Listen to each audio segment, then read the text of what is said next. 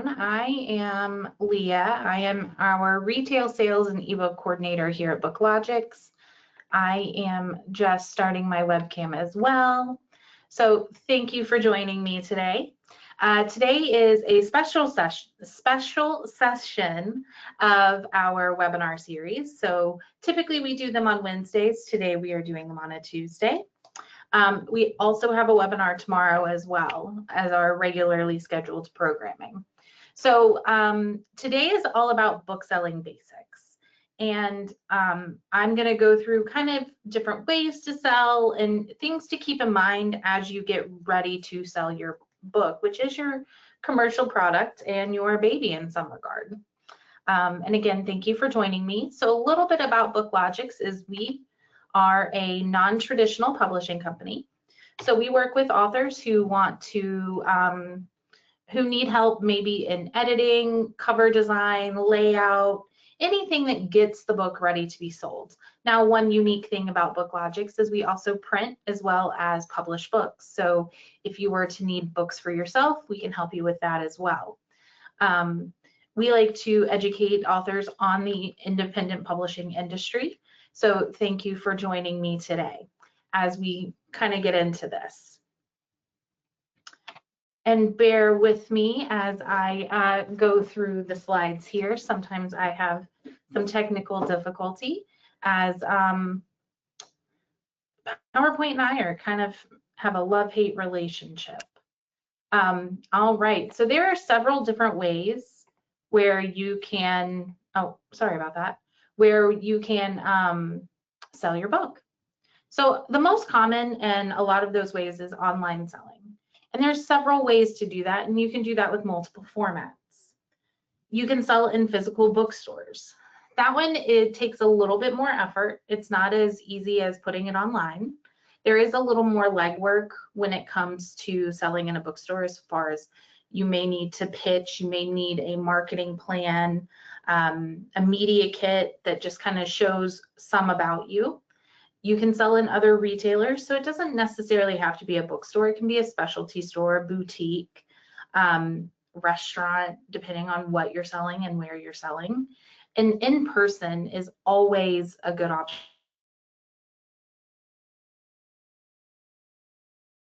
as well, especially if you're at a book fair, or there's a lot of like craft festivals that I notice that books are at as well. So there you have a few different ways that you can sell, and you can certainly utilize more than one method at a time. And we are going to kind of talk about what to keep in mind, how you want to sell your book. But as far as like as an author, when you're planning on selling your book, like where do you see your book going? Who is your reader? One of those questions that you need to answer is, where are readers buying books? A lot of them, the first place that you think of when you think of buying a book is Amazon. Amazon is easy to get your book listed on. Now, putting it on Amazon does not guarantee sales. All of these methods don't guarantee sales. You still have to work, you still have to market, you still have to promote and push your book as well. But most of the books, especially ebooks, are sold through Amazon. Barnes & Noble is another one. Now, Barnes & Noble has two ways to sell. You can be on their .com platform, which is really easy to get onto. You can do that by listing directly with them or using a wholesaler like Ingram Spark. Getting into the physical stores is a little bit different and a little bit more complicated. To get into the physical stores with Barnes & Noble, you may need to pitch to them to see if they want to carry your book. Mass merchandisers, so you've got your Target, your Costco, your Walmart. Sometimes for some of them, they have different distributors for books. So you may need to find who distributes those books and how you get in with them. Now, a lot of times with like Costco and Walmart, they're going to want to take physical inventory. So you may also, this is something to keep in mind, that you may have capital tied up in inventory waiting to sell. Independent bookstores is another good one, and they are on the rise more so than ever. I feel like I hear, not quite on a daily basis, but almost on like a monthly basis, of a new store opening. And bookstores are not going anywhere. And I do find that there is this desire and push, especially lately, to shop smaller, local, and support your independent bookstores. There's also websites like bookshop.org that also help support and promote independent bookstores. And you can get on their platform, again, by using like a book wholesaler like Ingram Spark to get onto their platform. Now, your next question that you're gonna ask yourself is, what format do people prefer?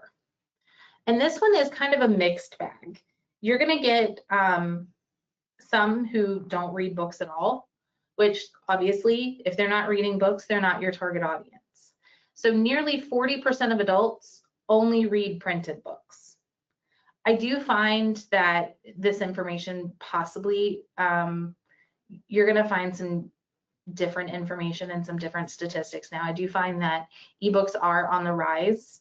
And then 30% to 33%, I would say, read both formats. I also have, I have friends who write romance novels, and so I also find that, especially in like that romance category, they are going to be bigger ebook readers. And I lovingly have heard this online, and I love it, is they may read the ebook, but then they want the print book as what they call a shelf trophy to finish their favorite books. And they'll put that on the shelf and have it displayed in their house as like an accomplishment, especially for some of their favorites. So you may have readers who do both. And then audiobooks are also on the rise. And there's also new and easier ways to get your audiobook produced now than what there used to be. So I would say it's now about 20% of adults who have listened to an audiobook. I also have friends who prefer audiobooks to ebooks or print. So really, when you're thinking about writing, or even when you're writing, who is your buyer? What is your buyer? What format does your buyer want? And where is your buyer going to purchase your books? These are all things to keep in mind to get you ready for the selling process. And when I talk about selling with authors, I talk about it as writing is one world, publishing is a whole nother world. And then when we get into selling conversations and marketing conversations, that's like a whole nother universe. So thinking about these things early on will certainly help you make decisions later in the process. Because the one thing that you're going to want to keep in mind is that not everybody is your audience. So we're going to go to what formats are your buyers purchasing. And again, this is going to vary by genre. So Bookselling Basics, this today is kind of like an overall, and this will change by your genre and what they're purchasing. So on average, consumers are purchasing nearly 40% in hardcovers, a little over 30% in paperbacks. Now, I do find that these numbers are true for like children's books, science fiction. They're going to want that physical hardcover book. As I already kind of talked about, some ebooks do really well for self-help, fiction, as well as romance. Hardcover does great for business, biographies, autobiographies. It'll do well with sometimes faith-based books, but also just science fiction is a good one. I find that a lot of science fiction buyers are looking for that hardcover. And then you've got your audiobooks. So, and then there's another category for like your board books, which are going to be your really early reader books, those thicker pages for those infants.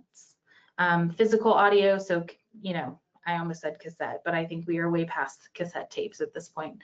You may have like DVDs or CDs of audiobooks.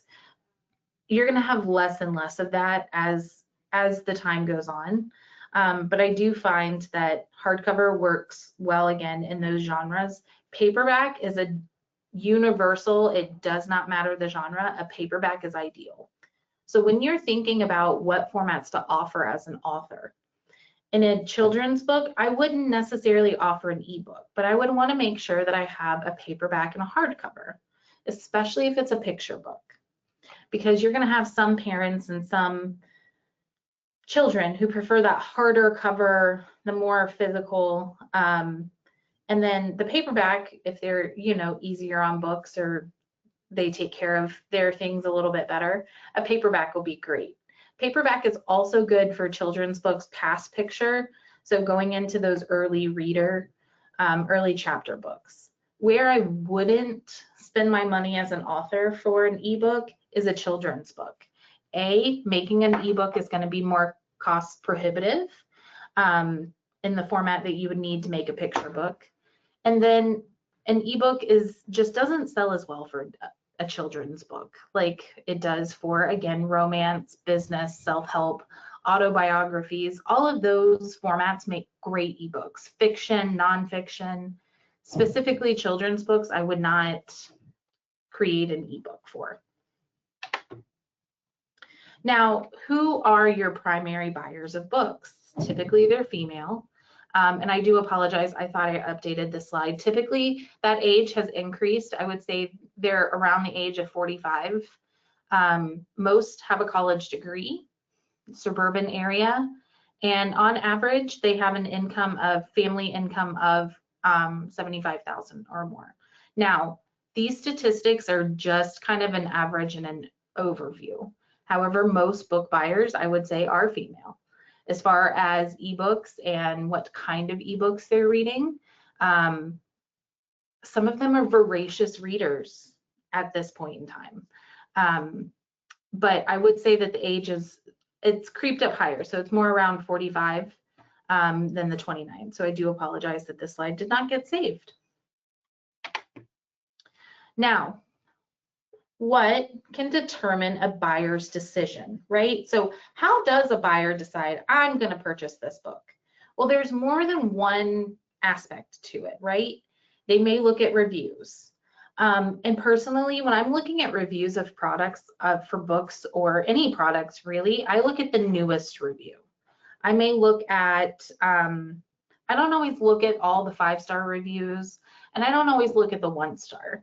I will look for a good kind of overview of the reviews, but I start with the newest. What does that look like? Is it the content or the topic that I'm looking for? If I'm a voracious reader and I'm reading true crime, and maybe the book is more romance with some thriller aspect, it just might not be the book for me. And then maybe there's a price point that I like to stay at. So now, personally, I'm a sucker when it comes to an ebook, because if it's a book that I really want to read and I can't find it or the store doesn't have it at the time, I will 100% buy it on an ebook and have paid nearly $20 for an ebook. So I'm a little bit of a sucker. Not all readers are like me. Not everybody is going to pay $20 for an ebook. Some people will pay, $5.99, $4.99. As an author, your sweet spot where you make the most royalties in an ebook is $2.99 to $9.99. But what you want to analyze more than anything is what is the average price that books are selling in your genre. There's a couple of things that I would never skimp on when it comes to a book, whether it be an ebook, a physical book, cover and editing. Make sure that no matter what, your cover is what you love and what you think is going to pull that reader in. When they are looking at your book on Amazon or through their Kindle app or their e-reader, that cover image is what they're going to see. It's a picture of your book. It is a screen, like a capture of the image. Of the cover. So you want that cover to pull them in and to really suck them in to make them want to purchase it. Who are you as an author? As an independent author, that's also one of those things that's harder because you're new at putting out books. You may not have the credentials behind your name. Not everybody is a Stephen King or a John Grisham. And that's okay. But who are you? Who is your audience? And what are you doing to pull them in to want them to make them purchase your books? Are you promoting on social media? Is your social media pushing people to buy your books? Do you have a great word of mouth from maybe your beta readers, maybe your friends and family? Do you have any other products or promotional material that can help push your books out to the world? Now, one of the things that I should have stated before I started the webinar, and I do apologize, is questions. If you have any questions, please feel free to use that questions box, and I will go over any questions at the end for any of the topics that we've covered. So use that questions box, and while you do, keep listening and see if there's anything else that sparks your interest. And I've already touched on this a little bit, but before you're ready to sell, there's a few things that you need to do. You need to research your market. You need to figure out who your audience is. And I recommend doing this as early in the process as possible. If you're starting with who your audience is from the very beginning, when it comes to selling your book, you're going to know what you want to do. You're going to know that I have an international audience, so I need to make sure that my book is available international. Maybe you come to find, oh, you know what, I don't really need wide distribution of my ebook because my readers are all using Kindle Unlimited. Great, so you're thinking ahead of time of who your reader is, and I can promise you, your book is not for everybody. Not everybody is your audience, not everybody is your reader, and that's okay. But you want to identify who is your reader. What are their habits? What are their spending habits? Where are they buying their books from? There is a section of people who refuse to buy products on Amazon. So if that's your reader, where else are you going to offer your book besides Amazon to grab them in? Maybe you're going to sell on your own. Sell on your website. Maybe your buyers are person to person and you need to be booking in-person book signing events at local independent bookstores. And then other things to consider are, again, as we've talked about already, your selling price. What are you selling your book for? Is it competitive for your genre? Now, what I don't want you to do, there's two things that I don't want you to do. I don't want you to price your book so high in an effort to maximize your royalties that you limit the number of books that will sell. But I also don't want you to price your book so low that it devalues the content that's within it. I was talking to an author yesterday, and they have an ebook and put it online for 99 cents. The first thing that I said was, I think you should raise your price. Your price, while it is enticing buyers to purchase it, it's not going to give the value to the content that's within the book. So I want you to think about, how are you pricing your book, both your print book and your ebook? And if you have a print book and an ebook, we have a couple of recommendations. So some publishers, or most publishers, recommend that your ebook sells for half the price of your retail paperback. So like if your paperback is $19.99, we recommend that your ebook be $9.99. It's still within that sweet spot to maximize your royalties, but it's a lower price point, so it makes it attractive to purchase. And you also may make more royalty on that ebook at $9.99 than you do your print book at $19.99. There's more cost involved with creating a physical book than there is an ebook once the ebook has been converted. And the other thing to consider is, where is it being sold? Again, do you have an international audience? Are you more domestic? Do you need in-person? Do you need your website? And then what formats are you offering? So I've already touched on it a little bit as well. For a children's book, I wouldn't worry about an ebook. I would put my money into a paperback and a hardcover. I would make sure that for a children's book, I have a hardcover and a paperback option. I have seen some authors who only do hardcover options just because they think that that's best, who later come back and they're like, okay, we should add a paperback. And I'm like, 100%. And then there are some who have a paperback who go, oh no, I should have a hardcover option. I'm getting questions or suggestions or questions. Do you have one? Why don't you have one? Where I wouldn't for a children's book is an ebook. Save your money, buy more books, use it for marketing. For a romance novel, for example, and fiction, science fiction, I would 100% have an ebook. I would have a paperback for sure. And some of those other genres like science fiction and business, I would have a hardcover option. I would also have an ebook. An audiobook, I would have one in romance, fiction. Those are both good ones to have. Self-help is a good one for audiobooks as well as business because people can listen on the go. And sometimes you will find that some of your buyers will purchase multiple formats. I personally have purchased an audiobook, an ebook, and a paperback of the same one just because I wasn't sure how I wanted to read it. And I really wanted the book. Again, I'm a little bit of a sucker when it comes to books that I do want to buy. I may overbuy or buy way more. I also buy them as gifts for ones that I really like. I'll also pay a premium depending on the book as well. You want to make sure that while you're thinking about how you want to sell and who your buyer is, you've got to put together a good product, right? It's your best foot forward. This is your, again, it's your world that you've created. And this is why I love working with authors. They are such creative people that I enjoy hearing sometimes what their inspirations are to write. So you want to make sure that you've got a well-written book. It's unique. It could be groundbreaking, even content or concept, but it's got you in it, right? It's your heart, it's your soul. I've already said that you should not skip on a cover or an interior. Now, an interior doesn't necessarily just mean editing. It can also mean the layout of the book. Does your book have one long run-on paragraph? Do you have page breaks?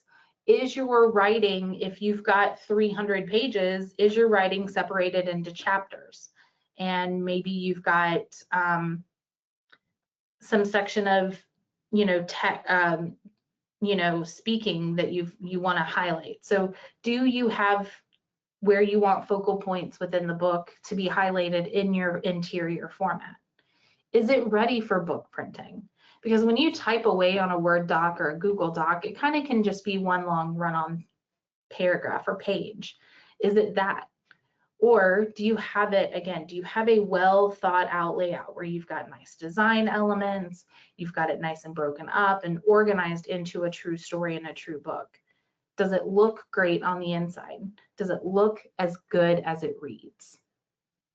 That is a good question. That's a great question for you. Does it look as well as it reads? Am I pricing it to sell? Because ultimately, it is a product that you want to sell and you want to make money on. So having that price point well researched and thought out for who your buyer is ideal. And I've already kind of said that once you write it, once you publish it, those are two different worlds. Now you need to start to market it and push it and promote it. Marketing is a non-stop thing. It doesn't stop when your book is out to the public. That's when your marketing job begins. It begins before you may be ready to announce a release date. Maybe you don't have a release date. Maybe you start to tease while you're working. Oh, guys, I've got the cover coming next week. I can't wait to show you. So you're teasing your marketing throughout the process. You get your cover from your designer. Great, it looks amazing. So now you can create a social media post to go online. But your marketing plan can start there. So you're teasing it. I want to see you kind of tease it as you go through, right? You can do kind of work in progress Wednesdays, kind of like we have webinar Wednesdays, although it's Tuesday. But work in progress, you add a line from a book. Maybe you give your description about a couple of months before you're ready to release. Are you guys ready for my release date? I can't wait. Do a poll on social media to get engagement of what would you like to see next? Do you want to hear my release date? Do you want to hear my epilogue? Do you want to hear the prologue if you've got it and you're ready and it's nice? So tease different aspects of it. But your marketing plan, once you're published and ready to promote, is going to have the necessary information for buyers. What formats is it available in? Do you have an ISBN for each one of those formats? The answer should be yes, especially even for an ebook. Now, ebooks are the one format that they are not required across all retailers. They may be required depending on where you plan to sell. So that's another thing to keep in mind. Again, where are you selling and what are the requirements? An ebook ISBN just makes it look more professional and gives another format that you have. The idea behind an ISBN is that you can search the formats. So you can search it and find out more information about the book. If you don't have one, it's going to be harder for people to find it. How are you planning on promoting it? So in your marketing plan, are you planning on doing a bunch of events? So are you scheduling in-person book signings? Are you scheduling in-person book launches? Are you going to have a party? Are all of these things being promoted on your social media? What are your pricing? Have you sold any copies to date, depending on when your marketing plan is out? Or what are your goals for sales? But having that well thought out plan is ideal, and it will help you in knowing where to go next, where to push it. And there can be so we're going to talk about different aspects now. So book pricing. So selling price and list price can be two different things. Your list price is what your retail cost is, right? But as an author, when you're selling person to person, maybe you want to give them a little bit of a deal. So your $12.99 list price book may sell for $10 in person. You're going to make a little bit more bang, so you can adjust kind of how much you're going to be making by offering a lower price. But you can also make it more enticing to the buyer that way, depending on how you're selling as well. So if you've got it listed, let's say through Ingram Spark, because they are the US largest wholesaler. So let's say your book is through Ingram Spark. When Ingram Spark sells a book, they sell business to business. So when a buyer purchases from Amazon, Amazon gets the book from Ingram. Amazon can then sell it for less than the list price. What's great about that is if Amazon or a retailer sells your book for less than the list price, they are cutting into their own pocket. They are not cutting into yours. Your agreement with Ingram Spark is based on the list price of the book, not the selling price. So those can be two different things. That's where you may see less control of what your book is listed for on Amazon or Barnes & Noble. They may put it on a sale just because they want to I see it as a way of pushing sales to that title. And when I do see a book listed for less, what I suggest you do, take a screenshot and post it. I follow a couple of social media people who have like cookbooks, and they are all the time, if Amazon's got their book listed for like 40% off or even 20% off, they are making a social media post that says, hey guys, my book's on sale on Amazon. And because they don't necessarily know how long the sale is, they don't put a time limit on it. Don't put a time limit. Just say, hey, my book's on sale. Go buy it now. Encourage people, drive people to those retailers that have your book. Drive those sales by using social media. Drive those sales by word of mouth. If you are out and about talking, you have a book and it is for sale. Whether or not it's maybe not quite lower than list price at the time, but you have a book and you're wanting to sell it. The list price is also what's in your ISBN registration. So that's what tells the buyer what the cost of that book is. Pardon me. Okay. So your royalties are kind of your list price minus manufacturing, retailer discounts, processing fees, and that can equal your royalty. For example, Ingram Spark may list your book, right? So we've talked about them. So they sell it at wholesale cost to the retailer. Then your manufacturing, your retailer commissions, all of that kind of comes out of that. And then the remainder is your royalty. This is why with print books, you may have less royalty than you do with a ebook or an audio book. Now there is cost associated with creating the audio and ebooks, But once they're listed, there's no manufacturing cost. There's nothing to necessarily come out of that other than Amazon does charge a delivery fee for larger files as part of the ebook. And there's two different ways, fulfillment ways. Most of what we do and most of what you hear talked about and spoken about, especially in independent publishing, is print on demand. That's where when a book sells, the order is then printed and shipped to the buyer. With ship on demand, or SOD, you already have a batch of inventory that once a book sells, it is then, nothing is printed, it's then pulled and shipped to the buyer. The main difference is while you do make more royalties on ship on demand books because you've already got money tied up into your inventory, with print on demand, you have no capital tied up in inventory. So you as an author for ship on demand have already purchased books, you have an inventory, and then inventory is just pulled to ship to your buyers. Now, you may have someone who helps to monitor that so that when it gets to a certain level, you purchase more. This is also a benefit when you want to lock in a specific manufacturing cost to really monitor how much am I spending on book manufacturing. And depending on the book, this may be the best option for you. A lot of people like to go with the print on demand method where books are printed to order. You have no capital tied up in inventory. There is an unlimited number of books because, again, they're printed to order. And then in that case, your buyer is covering your manufacturing costs. So you want to make sure that your book is not just priced to sell, but priced to cover that as well. You don't want to be losing money for every time you sell a book. That is not ideal. That is not my favorite day of the week. One of the things with having inventory is there may be additional cost involved, not just on ordering the books, but also inventory itself. So keeping physical books in a location may incur fees over time. Sometimes you have long-term distribution fees or long-term storage fees. And this is where you want to be careful, where there's that balance of how many books do I order to minimize my production costs, but also how many books do I need to order so that I'm not paying a ton in storage.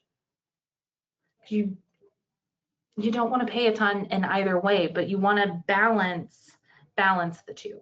And at what point, how much of your market have you done your research to know, okay, I need to sell X number of books per month to minimize costs, but also I need to sell X number of books to minimize my printing costs.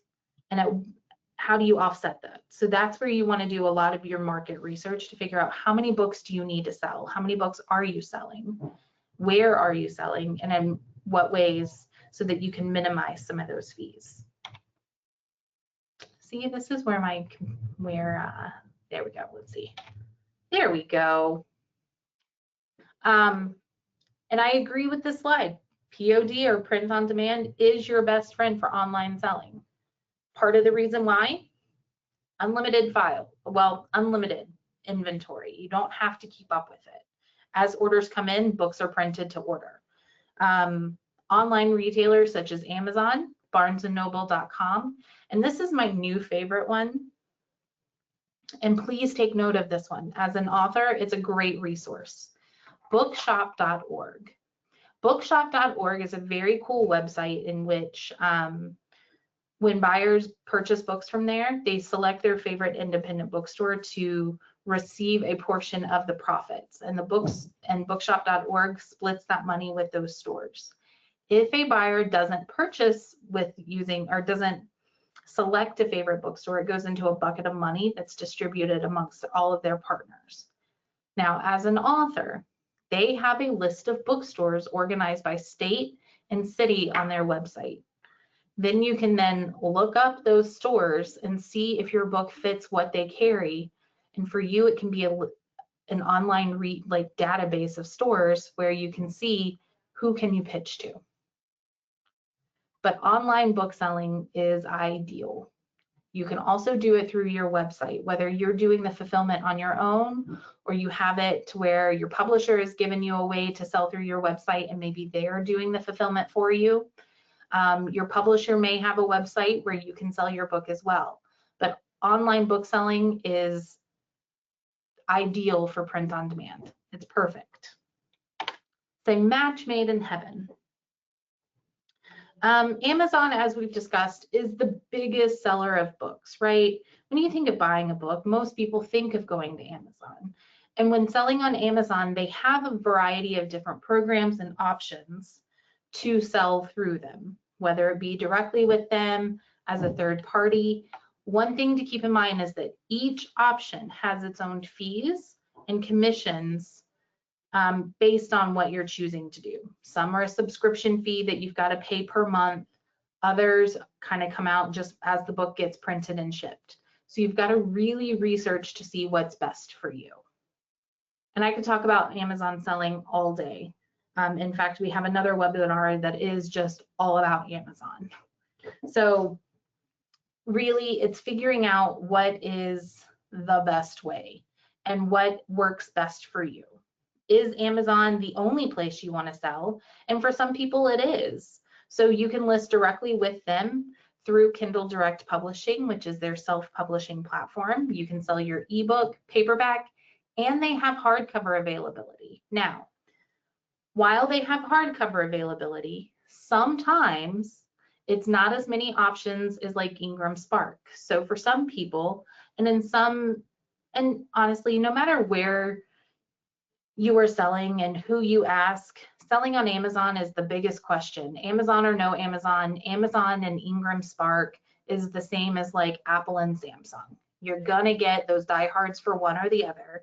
You're gonna get some people who have used both or who are in the middle and may tell you to use both, or may tell you to use paperback for Amazon, KDP, and Ingram Spark for hardcovers because of the availability and the more options. Amazon, you don't have as many paper options to choose from. Ingram Spark, you have a couple. So it really depends on what you are looking to do. One of the things that can happen when you sell on Amazon is that Amazon can sell used books. Now, sometimes, and not sometimes, lately this has been fewer and fewer.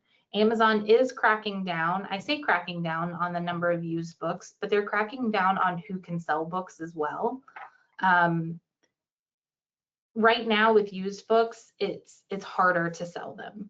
They are requiring different like permissions, invoices from people.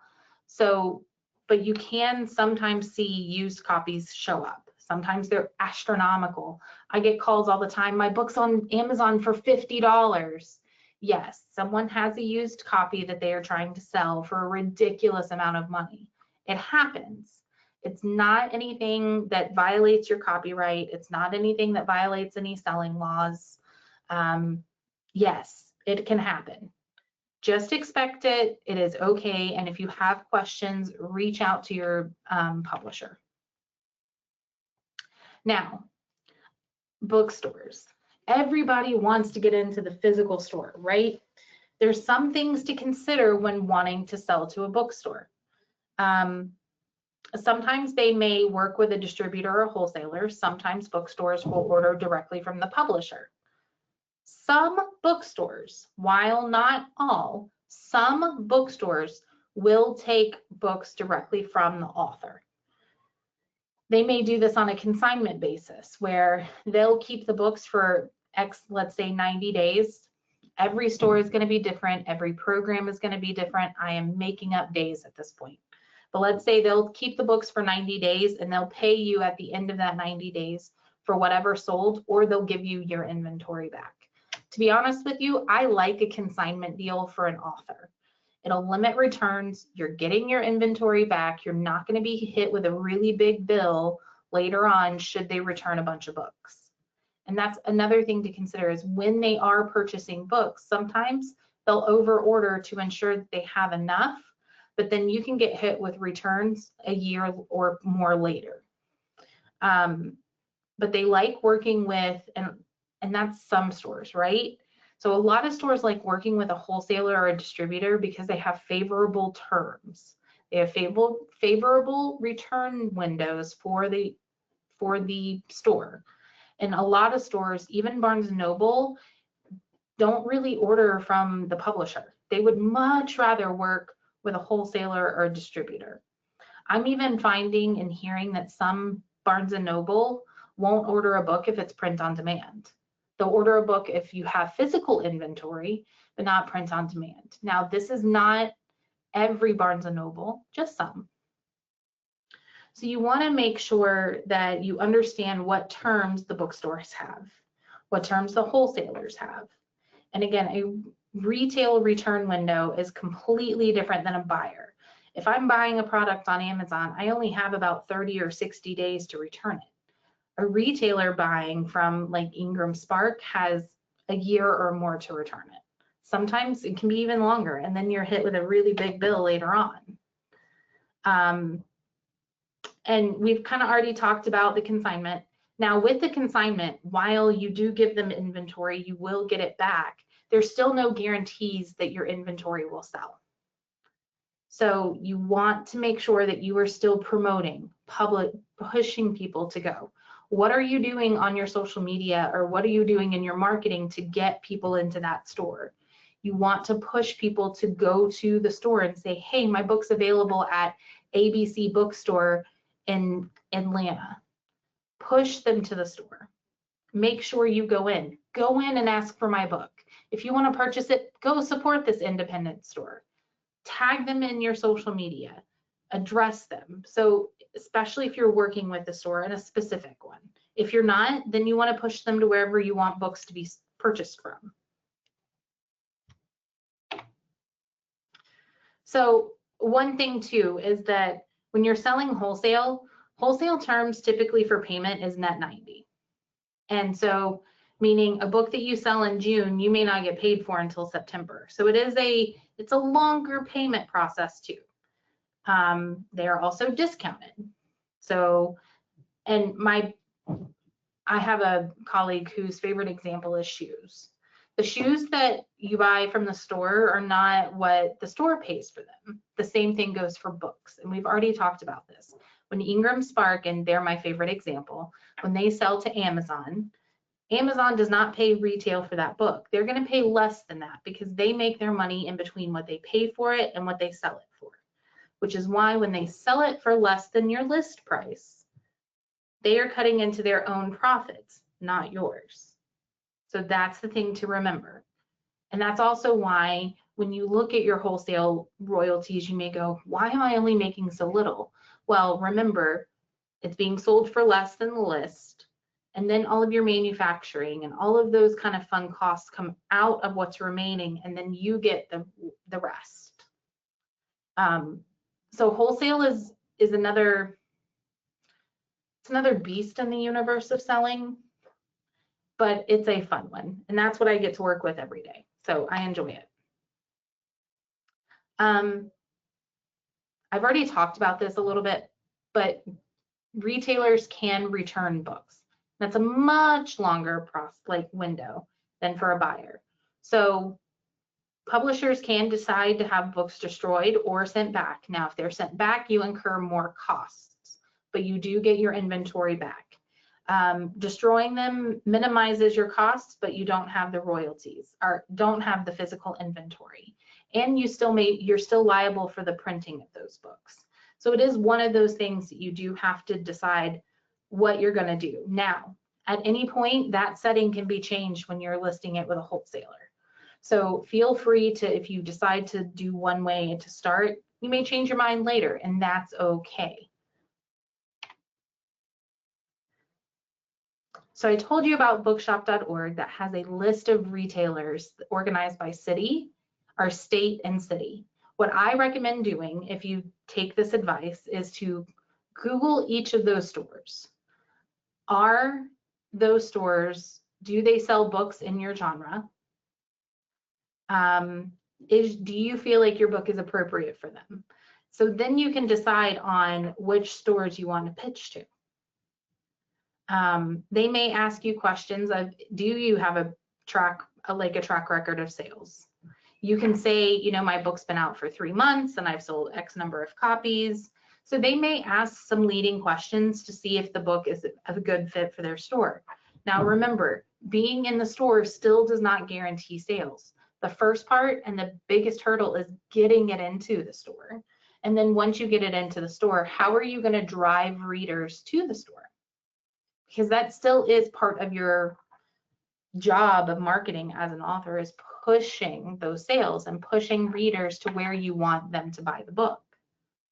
One of those components the retailers are going to be asking for is what the price point is, and what is the retail price, the list price, and what is the selling price to them. And a lot of retailers like at least a 40% discount. Some like more. So can you offer those discounts?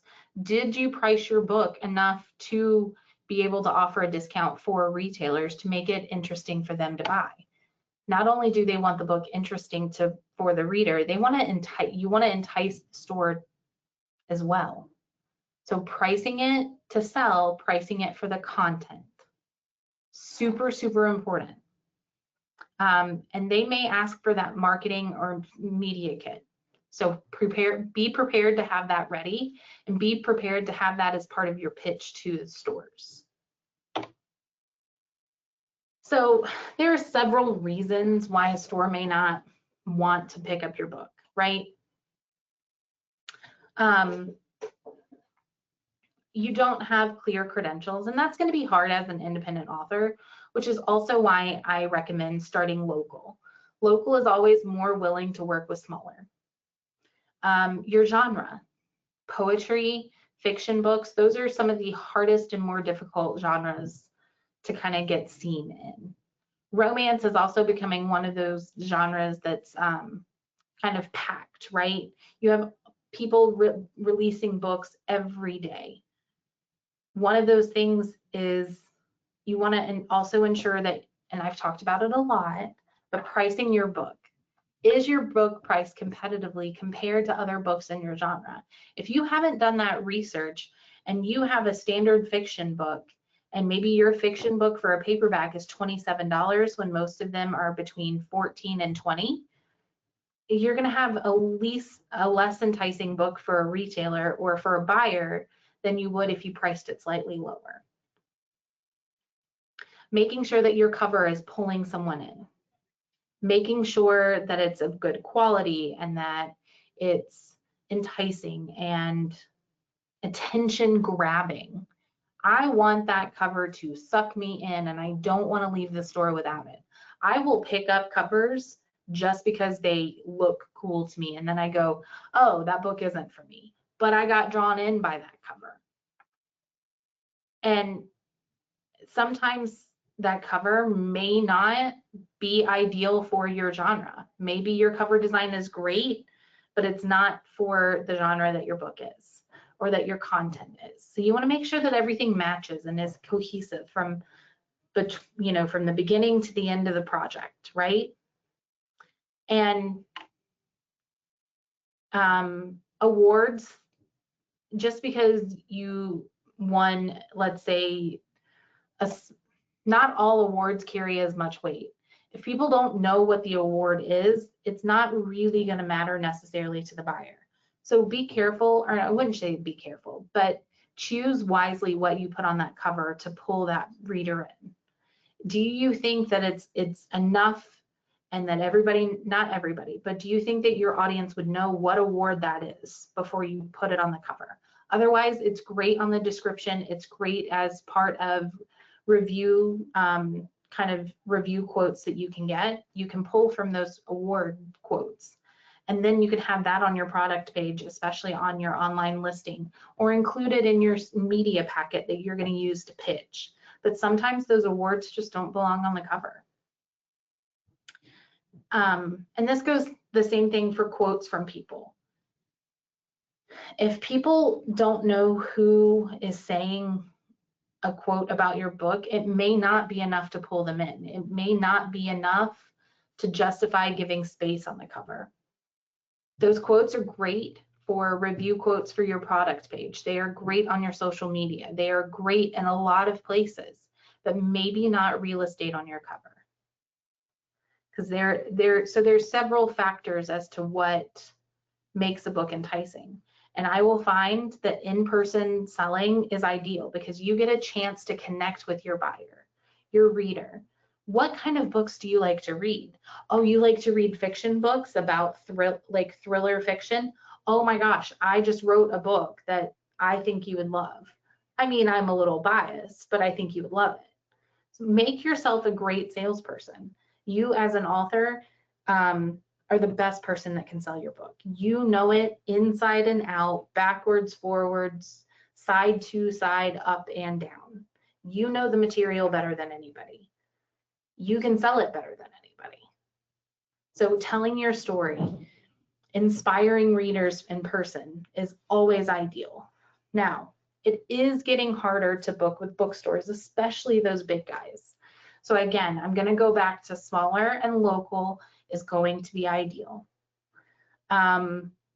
Festivals and events can be kind of hit or miss, especially if it's a large, like with a ton of authors. I was talking to a friend of mine, again, she writes romance, but I was talking to a friend of mine who went to an event and they had over 200 authors. She said that by the second day, people were kind of tapped out and it was like a 3-day event. So she sold a lot of books the first day and then less and less as the event went on. So you may sell some books, but you may not sell a ton. She still came back with inventory. So that's where figuring out how to sell and what events do you think would be best, and then finding out more information about those events. Maybe seeing who was on the last year's attendees and reaching out to them as an author, especially in your genre, saying, hey, what was your experience? Do you think it would be worth it for me? Now, where I do think for some books is great is speaking engagements. One, you can pre-sell to the organization to increase your sales. 2, bring books with you.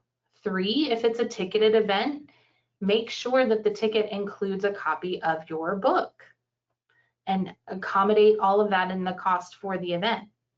Include that, bump up the ticket price and get it and include a book. And then you're guaranteeing yourself sales. And again, I've already touched on some of this a little bit, but selling your ebook. So some publishers will sell the ebook and the print book at the same price. A lot will do 50% lower than the print book. So if your print book is $19.99, your ebook really, I'm going to recommend your ebook be $10 or $9.99.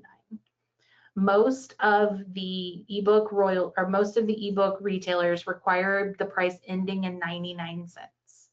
People want to mess with it and do 49. People want to do like 11 or, you know, numbers that they're attached to.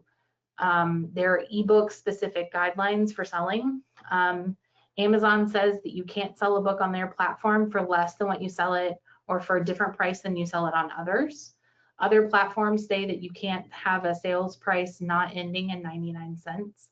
So make sure that you're understanding those terms so that you are pricing your book so that you don't have any issues with retailers. You don't want your book removed from sale for any reason, especially for not following a pricing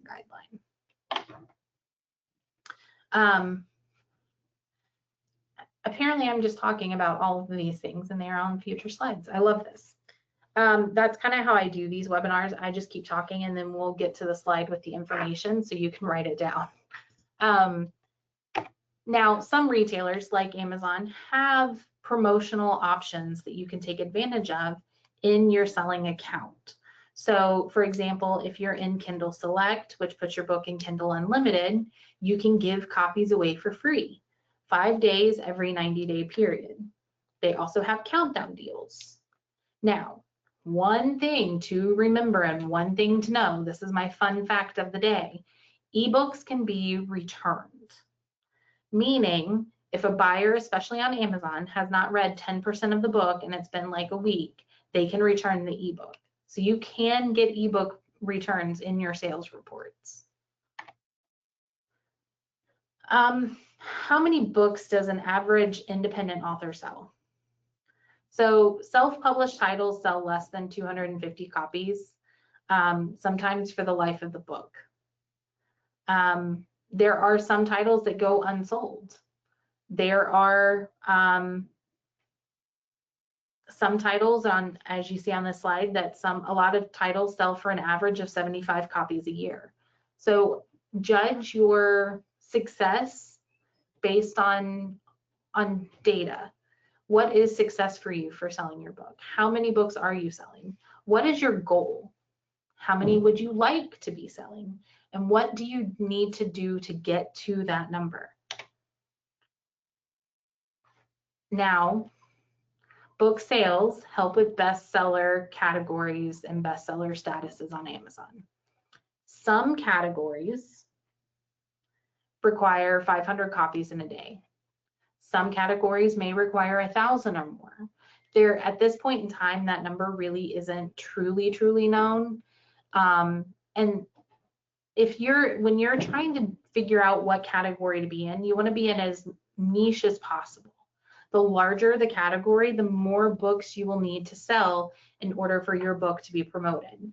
Now, one thing to keep in mind about Amazon best-selling categories is it's not just how well your book is doing, it's also how other books are doing in the same category and genre. So while your book may be having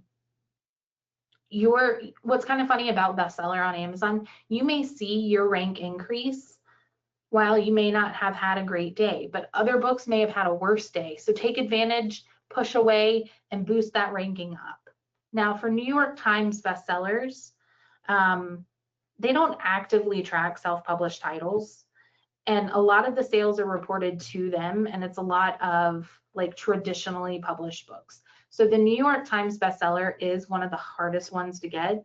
As far as Amazon bestseller, pick your category wisely. More niche. Now, we've talked about selling in person, we've talked about selling online. You want to make sure that you are collecting your sales tax and paying that appropriately to the state or the government. Your royalties will be paid to you. Those should be reported on your taxes if you accrue to, or if you are paid more than $10 in a year for royalties, those should be paid out on your taxes. Now, I am going to state I am not a tax professional. So please seek the advice of a CPA, your tax professional, or a tax attorney if you need help in how to file an account and make sure that you're paying appropriately. When you sell in person, your transaction tax is based on where the sales happened. So you want to make sure that you understand what the sales tax is where you were selling the book. I want to thank you guys for joining me. I'm going to answer some of those questions before we end today's webinar. I'm going to pop this out. So I've got a couple of good questions here. So I'm going to answer these questions. But if you have any questions about publishing that I did not touch on today, or if you have any further questions that we're not going to go through, please feel free to reach out to us at the below information, our phone number or email. We are here for any questions that you may have, and love to talk about books all day. So how can I get a list of Georgia literary festivals and Georgia independent bookstores? So the festivals, you just may have to do research online and kind of Google. Now, when you are Googling, be as specific as possible and watch out, double check the information that AI assistant is now giving you to make sure that it's still valid and up to date. And as far as independent bookstores, one way is the bookshop.org website. Now, it's not going to give you a complete list because it's just going to be stores that are registered with them, but it'll give you a ton of stores that are registered with them. And I do find that they are adding more almost every day. So looking at websites like that, also Googling independent bookstores and seeing what pops up. Again, double check the information that you were given from the internet. You can double check it, again, just by searching further, asking a different question, asking the same question in a slightly different way, seeing if your results are still the same. So double check the information that you were given, especially if it's from the AI. My paperback is on bookshop.org and less than list price. Should I promote that on my social media? 100% yes. You don't know how long the sale is going on, so I wouldn't put a time frame on it, but 100% promote that list price being a little bit less. Always. It's free marketing, it's free sales, you're pushing sales to their website, which in turn will help independent bookstores. So 100%. I want to thank you guys for joining me on this special Tuesday session of our webinars. Tomorrow we are doing AI and publishing. It's on our normal day of Wednesday from 12:30 to 1:30. And for those watching on YouTube, please like, subscribe, and hit the remind button for all future videos. So thank you again. If you don't have any more questions, we've got it today. So thank you again for joining me, and I can't wait to see you guys at a future webinar. Thank you.